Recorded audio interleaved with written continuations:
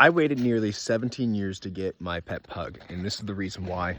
Is I always delayed things. In the past, I always delayed, and there's a crazy story behind when I actually got him. So basically, long story short, the things that led up to me eventually going to this trip on Hawaii, there was a lot of synchronicities taking place in my life that I didn't realize at first. For example, like I had this crazy spiritual experience when I was younger. When that happened, I had a feather on my shirt, and that opened me up to the idea of like questioning reality and things. And it influenced it influenced me to start business as well, start to really live the life on my terms. Anyways, that allowed me to then build a business that gave me the freedom to travel and go to mentorships. And I remember before I traveled, one year my mom got me this gift with a notepad for traveling, and it had a feather on it. And then I used that, and I went to Hawaii for this huge business mentorship, and I've always wanted to go to Hawaii. Long story short, Hawaii changed my entire life. And there was also a bunch of roosters all over the place that we were staying in, a lot of feathers all over the ground. There's a few people there that we were doing this ceremony type style thing, and they had feathers there as well. And then this other girl gave me this random feather, felt that she should give it to me.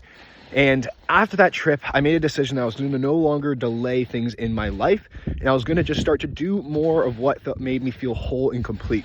Before, I lived more so in my logical brain, where it's like, I'm just going to knit and grit my way to my success, and my emotions don't matter. And I made the decision that I'm going to start changing that and do things that make me more of my authentic self, more myself.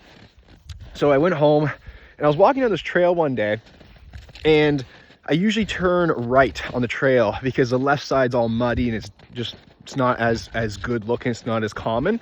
And I remember there was a feather on the ground to the left side of the trail. So I was like, I'm gonna follow this trail. And I was walking down the trail, and then out of nowhere, there was two pugs that came running up to me, and I was playing with them. And I was just, in my mind, I was like, that's it right there. Like, that is the decision. I think I gotta do it. Like, that is what I've always wanted.